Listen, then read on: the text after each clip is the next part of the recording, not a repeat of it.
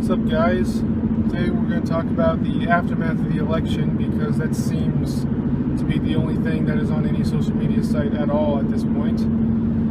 Basically, it boils down to the left and the right both act almost exactly the same whenever their candidate loses. So let's compare when Obama won in 2008. The right-wingers were pitching a fit, just going absolutely hysterical. Not all of them. Hashtag not all Republicans, but a lot of them on social media were. And they're like, Obama's going to grab our guns. He's going to steal our guns from us. That's the number one claim I want to hone in on in this conversation. And it's like, it has been 8 fucking years since Obama took office, and guess what? He has not taken a single fucking gun. So all that hysteria, that absolute nonsense, just screaming and bickering and cursing, just throwing a hissy fit because they thought Obama was going to take their guns, was all for nothing. Now compare that to when Trump won. The liberals are pitching a fit. Once again, whining on social media, just carrying on like babies that Trump is going to send death squads and kill all the black people and all the Hispanic people and all the gay people. It's just like, do you listen to yourselves? How is you supposed to have a dialogue with the other side if you think the other side is literally Hitler? Again, the moral of my stories are people cannot empathize with the other side. They cannot place themselves in their opponent's perspective, in their opponent's shoes, and look at things from their point of view to better understand their argument. They can't do it.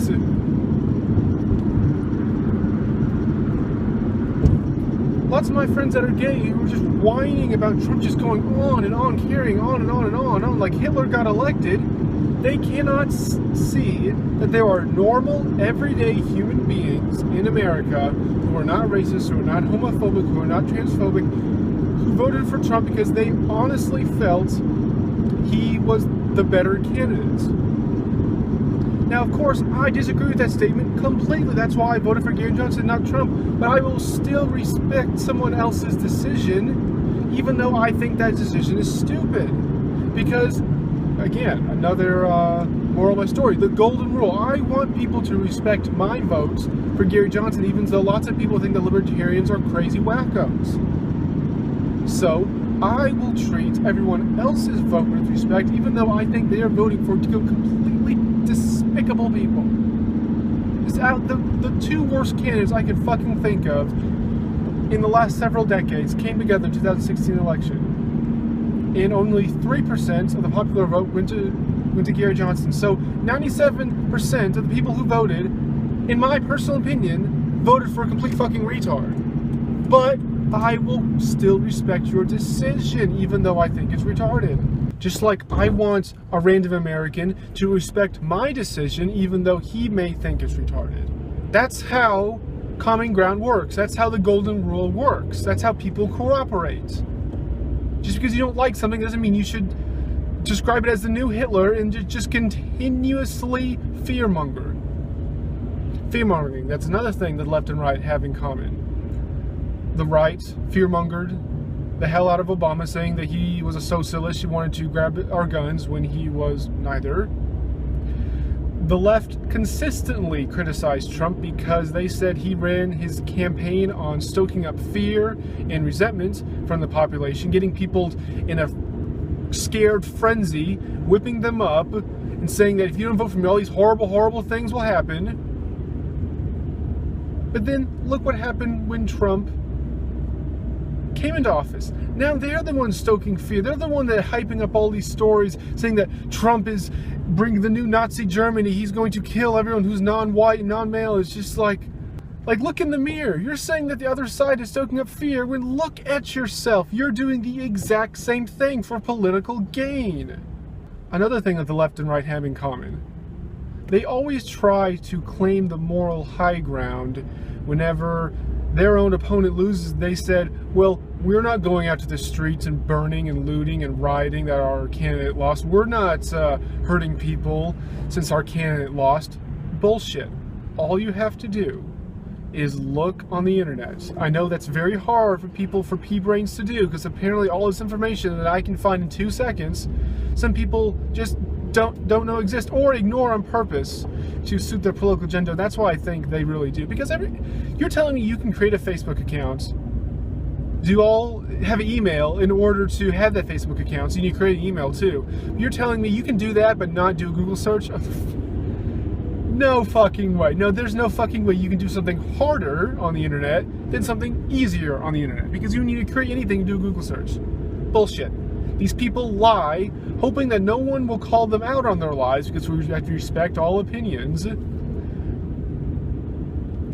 Now, you may say, okay, that contradicts your last statement that you want people to respect your opinion even though you think it's stupid. There's a difference between respecting someone's opinion and then calling out someone's lie. Because me voting for Gary Johnson, that's not a lie. Someone voting for Donald Trump, even though I think it's stupid, that's not lying. But when someone says, like a right-winger would say, oh, look at the left, they're making all this violence, or burning and looting stuff, you know, because their candidate lost. The right wing doesn't do that. The Republicans don't do that. Bullshit. Look on social media and look at all of the horrible things that Trump supporters are doing to minorities and women and the LGBT community because Trump won. You know, Muslim women having their scarves ripped off. Black people getting threatened at gas stations, whatever. And you have the calls to go in there and say, oh yeah, we don't do violent stuff whenever our candidate loses or wins. You know, the right doesn't do that. The left, they do that. It's all the left faults. Us right-wingers are complete angels who never do anything wrong. Bullshit. All you have to do is look. Now, the left will do the exact same thing. The left will say, oh, when our candidate loses, we don't burn and riot and hurt people. But yet you saw, there's a video trending right now of these young black people beating up this old white guy because he dared voted for Trump.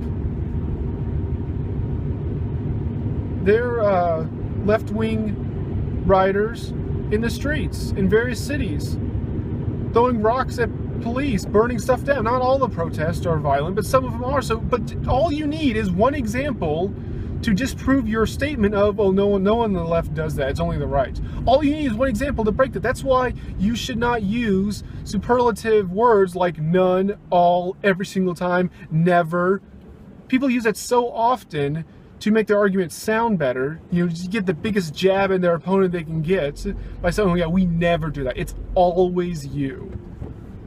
You know, that's like the biggest punch you can throw. But to be realistic and say, well, sometimes we do it, sometimes you do it, it doesn't have the same weight, you know, in an argument.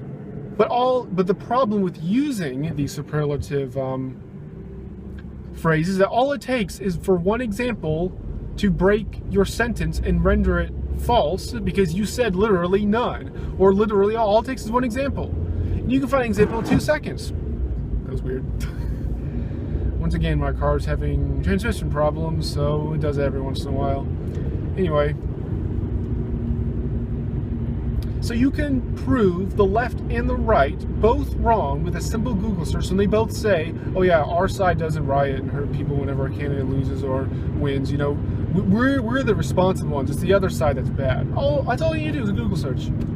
So whenever you see a right-winger claim, oh yeah, we don't do this stuff, it's the left side, I'm gonna call them out on it. I'm gonna bullshit. That's what you have to do, to call out people's bullshit so they feel stupid, so they're less likely to do it again. Now some people you can't get through their thick skulls. It's never gonna happen. But at least you can make them look like a fool in the public eye, like on a Facebook post, or I guess in person if you wanted to, if someone said that in a personal argument. Just say, no, you are lying for political gain. Here is a link that shows an example that disproves your theory. Boom, right there. Call them out on it so they will look like a fucking fool, because what are they going to do in response? They already said this never happens to XYZ, or this always happens to ABC, and you proved it wrong. Objectively proved it wrong by showing a video or a police report or something that shows the exact opposite of what they said. And that's why I comment on political posts on Facebook, and that's why I have political conversations with people, because not because I like fighting, is because I want to show something so someone else can take a look at it. And even if I only show one person, oh wow, it's not only Republicans that get violent during elections, Democrats do it too, then I have done my duty in disproving the lies and the radical, twisted narratives that both the radical left and the radical right put out.